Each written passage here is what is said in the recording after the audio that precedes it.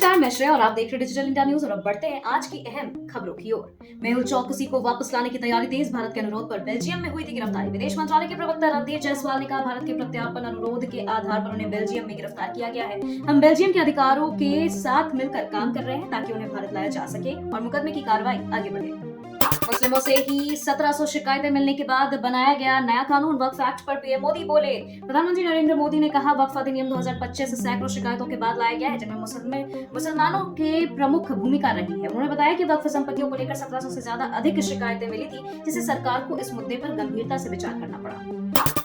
Other में लटकी कर्नाटक की जाति जनगणना, अभी जारी नहीं होंगे नतीजे। कर्नाटक सरकार ने जाति जनगणना के नतीजों को स्वीकार करने पर कोई अंतिम निर्णय नहीं लिया। गुरुवार को आयोजित विशेष मंत्रिमंडल बैठक में इस मुद्दे पर विस्तृत चर्चा हुई, लेकिन कोई निष्कर्ष नहीं निकला। अमित शाह ने सीआरपीएफ की कोबरा बटालियन की ठोकी पीठ। गृह मंत्री अमित शाह ने सीआरपीएफ की पीठ ठोकते हुए कहा कि नक्सलियों का पशुपति से तिरुपति तक का सपना टूट गया है। उन्होंने कहा कि नक्सली नेपाल से लेकर आंध्र प्रदेश तक अपना दबदबा कायम करना चाहते थे, लेकिन अब वे केवल 4 जिलों में सिमट कर रह गए हैं। पहले खुद के गिरेबान में झांक लो, बंगाल हिंसा पर ज्ञान दे रहे बांग्लादेश को भारत की फटकार। पश्चिम बंगाल में हिंसा को लेकर बांग्लादेश की टिप्पणी पर भारत ने तीखी प्रतिक्रिया दी है। विदेश मंत्रालय ने बांग्लादेश को फटकार लगाते हुए कहा है कि पड़ोसी देश को पहले अपने गिरेबान में झांकना चाहिए, जहां जघन्य अपराधों की दोषी आजाद घूम रहे हैं। जगन रेड्डी के खिलाफ ईडी की बड़ी कार्रवाई। ईडी ने मनी लॉन्ड्रिंग के एक पुराने मामले में आंध्र प्रदेश के पूर्व मुख्यमंत्री वाईएस जगन मोहन रेड्डी की 27.5 करोड़ रुपए की शेयर और डेलमिया सीमेंट्स लिमिटेड की 377.2 करोड़ रुपए की जमीन को अस्थायी रूप से अटैच कर लिया है। नॉनवेज खाने पर भिड़े गुजराती और मराठी। मुंबई की एक ही सोसाइटी में मराठी और गुजराती समुदायों में खाने पीने को लेकर विवाद हो गया। आरोप है कि गुजराती परिवार ने एक मराठी परिवार को गंदा कह दिया था। जानकारी के मुताबिक नॉनवेज खाने की वजह से गुजराती परिवार ने इस तरह की आपत्तिजनक टिप्पणी की। अमेरिका के साथ साझेदारी मजबूत करने के लिए प्रतिबद्ध है। पीएम मोदी ने एलन मस्क से की बात। पीएम मोदी ने जानकारी साझा करते हुए कहा, एलन मस्क से बातचीत हुई। हमने कई मुद्दों पर चर्चा की, जिनमें वे विषय भी शामिल थे जिन पर वॉशिंगटन डीसी में मुलाकात के दौरान बात हुई थी। भारत इस दिशा में अमेरिका के साथ साझेदारी को और मजबूत करने के लिए प्रतिबद्ध है। पूर्व कांग्रेस सांसद अंजन कुमार यादव ने केंद्रीय मंत्री किशन रेड्डी को बोले अपशब्द। हैदराबाद में ईडी दफ्तर के बाहर कांग्रेस के धरना प्रदर्शन के दौरान पूर्व सांसद अंजन कुमार यादव ने केंद्रीय मंत्री जी किशन रेड्डी के खिलाफ आपत्तिजनक भाषा का इस्तेमाल किया। इस बयान के बाद बीजेपी ने उनके खिलाफ थाने में शिकायत दर्ज कराई और वीडियो सोशल मीडिया पर वायरल हो गया। मुर्शिदाबाद हिंसा के बाद भी सांसद पठान जमीन से गायब। पश्चिम बंगाल के मुर्शिदाबाद में हुई इस हिंसा के बाद मुर्शिदाबाद क्षेत्र से कई लोगों ने पलायन शुरू कर दिया। इस हिंसा और पलायन से राज्य में सत्तारूढ़ तृणमूल कांग्रेस की सरकार की काफी किरकिरी हुई। इन सभी बातों के बीच क्रिकेटर से राजनेता बने यूसुफ पठान को भी अपनी इंस्टाग्राम पोस्ट को लेकर आलोचना का सामना करना पड़ा। चुनावी तैयारियों के लिए महागठबंधन कोऑर्डिनेशन कमेटी की बैठक 24 अप्रैल को। महागठबंधन की दूसरी बैठक 24 अप्रैल को होने जा रही है। बिहार प्रदेश कांग्रेस कमेटी के कार्यालय सदाकत आश्रम में ये बैठक होने वाली है। कोऑर्डिनेशन कमेटी की पहली बैठक होगी, जिसमें कोऑर्डिनेशन कमेटी के सभी सदस्य शामिल होंगे। महागठबंधन में सीएम फेस पर रार आरजेडी ने दिया दो टोक जवाब। तेजस्वी यादव के कहने के बावजूद कांग्रेस प्रभारी ने सीएम फेस के लिए तेजस्वी के नाम का ऐलान नहीं किया और बात आई और हो गई। अब आरजेडी ने कांग्रेस को दो टोक शब्दों में जवाब दिया और कहा है कि तेजस्वी यादव ही महागठबंधन के सीएम फेस होंगे। सीएम फेस को लेकर महागठबंधन ने मची घमासान पर बीजेपी की पैनी नजर। महागठबंधन में सीएम फेस को लेकर मचे घमासान पर बीजेपी की पैनी नजर है। नित्यानंद राय ने महागठबंधन में सीएम फेस को लेकर तीखा तंज किया और कहा है कि बिहार की जनता तेजस्वी यादव को सीएम बनाने ही नहीं जा रही है, तो क्यों परेशान हो रहे हैं। लालू शासनकाल की उपलब्धियां गिनाए तेजस्वी। अशोक चौधरी का तंज। अशोक चौधरी ने कहा है कि नेता प्रतिपक्ष पर दूसरों को उंगली उठाने से पहले उन्हें अपने गिरबान में झांकना चाहिए और अपने माता पिता के 15 वर्षों के शासनकाल की उपलब्धियों को जनता के समक्ष रखना चाहिए। उन्होंने कहा कि नीतीश का मतलब डेवलपमेंट है। नीतीश कुमार के आने के बाद बिहार में कई सारे डेवलपमेंट हुए। राहुल गांधी का पुतला फूंक रहे थे भाजपाई कांग्रेसियों ने किया विरोध तो हो गया मार। सुपौल जिले में कांग्रेस नेताओं का पुतला फूंक रहे बीजेपी नेताओं को उस वक्त विरोध का सामना करना पड़ा जब उनका जुलूस कांग्रेस कार्यालय के सामने से गुजरा। यहाँ पहले से मौजूद कांग्रेस कार्यकर्ताओं के बीच बीजेपी नेताओं का विरोध किया, जिसके बाद दोनों पार्टी में कार्यकर्ताओं के बीच झड़प हो गई। तेजस्वी को लॉलीपॉप मिला है। महागठबंधन में एकता कहाँ है। जीतन राम मांझी की चुटकी। केंद्रीय मंत्री और हम के संरक्षण जीतन राम मांझी ने तेजस्वी यादव पर चुटकी लेते हुए कहा कि तेजस्वी को बैठक में नेता नहीं चुना गया, समन्वयक बनाया गया है, उसको पीएम फेस थोड़ी ही बनाया गया था। वहीं तेजस्वी यादव को सिर्फ लॉलीपॉप दिया गया। महागठबंधन में एकता नहीं है। महागठबंधन में सीट शेयरिंग का फॉर्मूला सेट। इन दो फैक्टर पर रहेगा जोर। आगामी विधानसभा चुनावों के लिए महागठबंधन के सहयोगी दलों के बीच सीट बंटवारे का फॉर्मूला लगभग तय हो गया है, जिसके लिए दो फैक्टर्स पर जोर रहेगा, जिसमें उम्मीदवारों की जीत की संभावना और साख को देख के चलना होगा। डॉक्टर शशि बाला सिंह बनी रिम्स की प्रभारी निदेशक। नोटिफिकेशन हुआ जारी। राज्य सरकार ने राजेंद्र आयुर्विज्ञान संस्थान के स्त्री रोग एवं प्रसूति विभाग की एचओडी सह प्राध्यापक डॉक्टर शशि बाला सिंह को प्रभारी निदेशक बनाया है। स्वास्थ्य विभाग ने शुक्रवार को इस संबंध में अधिसूचना जारी कर दी। स्वास्थ्य मंत्री के इस एक आदेश से भड़के होमगार्ड झारखंड के होमगार्ड जवान स्वास्थ्य मंत्री डॉक्टर इरफान अंसारी के खिलाफ भड़क गए हैं। उनका आरोप है कि स्वास्थ्य मंत्री ने सरकारी अस्पतालों से होमगार्ड जवानों को हटाकर निजी सुरक्षा एजेंसियों के गार्ड को नियुक्त करने का आदेश दिया। कल्पना संघ हेमंत सोरेन की स्पेन और स्वीडन यात्रा। झारखंड के मुख्यमंत्री हेमंत सोरेन ने 19 अप्रैल से 27 अप्रैल 2025 तक स्पेन में रहेंगे। ये वहां औद्योगिक और ऊर्जा निवेश संबंधों को मजबूत करने के लिए स्पेन में प्रतिनिधिमंडल का नेतृत्व करेंगे। कल्पना मुर्मू सोरेन और अलका तिवारी समेत अन्य अधिकारी शामिल हैं। राष्ट्रपति की शक्तियों को कौन कर रहा कम, उपराष्ट्रपति धनखड़ पर कपिल सिब्बल का पलटवार। सुप्रीम कोर्ट बार एसोसिएशन के अध्यक्ष सिब्बल ने कहा कि राज्यपाल द्वारा विधेयकों को रोकना वास्तव में विधानमंडल की सर्वोच्चता में दखलंदाजी है।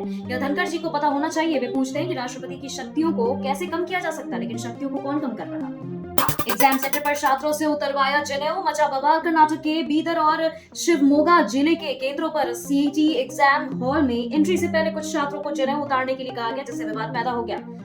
बंगाल हिंसा के पीड़ितों से मिलने पहुंचे राज्यपाल सीवी आनंद बोस शुक्रवार को मालदा और मुर्शिदाबाद जैसे जिलों की यात्रा पर रवाना हो गए। इस दौरान उन्होंने हिंसा पीड़ितों संग मुलाकात भी की। इस बीच राज्य बंगाल की स्थिति पर बात करते हुए राज्यपाल ने कहा है कि बंगाल में हिंसा का मामला नया नहीं है, यह एक सतत मुद्दा है जिसकी वजह से हारा बेटा उसी से राज ठाकरे करेंगे गठबंधन। महाराष्ट्र के उप मुख्यमंत्री और शिवसेना नेता एकनाथ शिंदे ने पिछले दिनों एमएनएस के चीफ राज ठाकरे के घर जाकर न सिर्फ मुलाकात की बल्कि लंबी चर्चा के बाद रात्रि भोज भी किया। इसके बाद से ही महाराष्ट्र में अटकलों का बाजार गर्म है कि शिवसेना और एमएनएस आगामी निकाय चुनावों के लिए गठबंधन कर सकते हैं।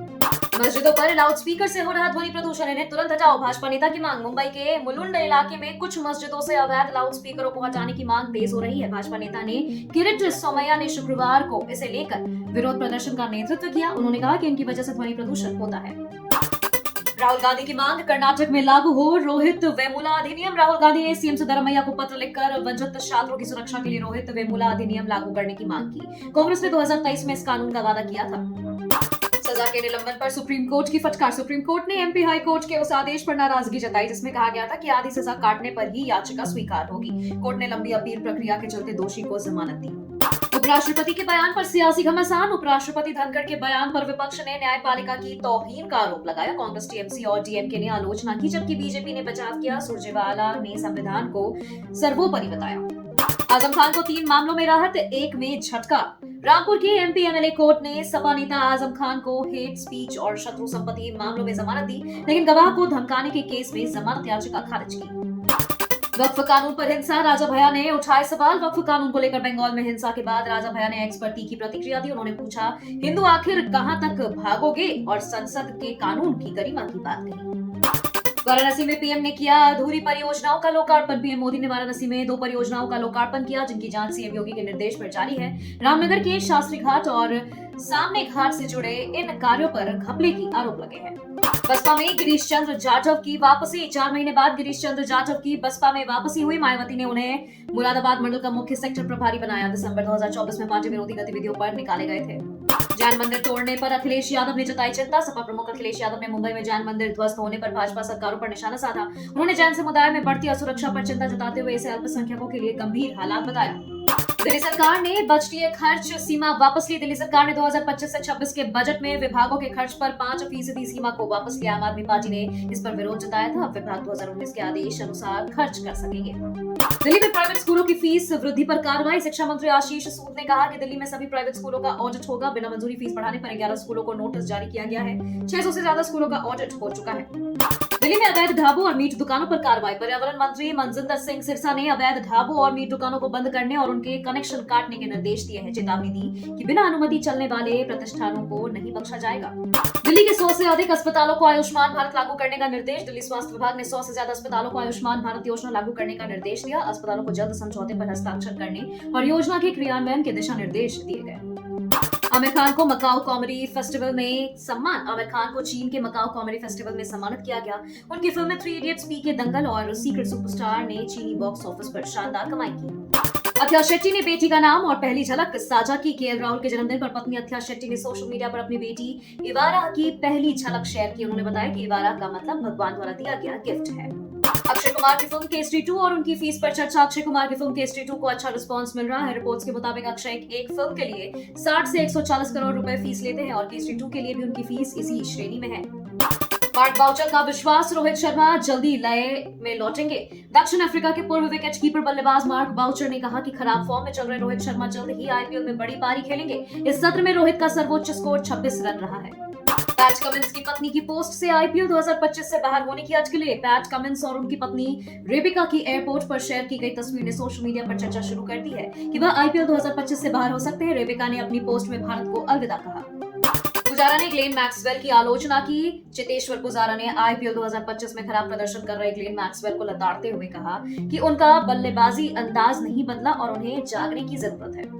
पैट कमिंस ने आईपीएल 2025 फाइनल के लिए दिया अहम बयान। पैट कमिंस ने कहा कि आईपीएल 2025 के फाइनल में पहुंचने के लिए टीम को घरेलू मैदान के अलावा बाहर भी अच्छा प्रदर्शन करना होगा। उन्होंने गेंदबाजी और टीम की तैयारी पर भी अपनी राय दी। सीएसके ने डेवाल्ड ब्रेवस को किया साइन। फैंस के लिए खुशखबरी। चेन्नई सुपर किंग्स ने आईपीएल 2025 में खराब फॉर्म से जूझ रहे मिडिल ऑर्डर के मजबूत करने के लिए डेवाल्ड ब्रेवस को 2.2 करोड़ में साइन किया है। ब्रेवस ऋतुराज गायकवाड़ की जगह टीम में शामिल हुए। बांग्लादेश को आईएमएफ से कर्ज मिलने में दिक्कतें। मोहम्मद यूनुस पर सवाल। बांग्लादेश आईएमएफ से $4.7 बिलियन का कर्ज पाने के लिए 4 शर्तें पूरी नहीं कर पा रहा है, जिससे आर्थिक संकट और गहरा गया है। इसके बाद मोहम्मद यूनुस पर सवाल उठने लगे हैं।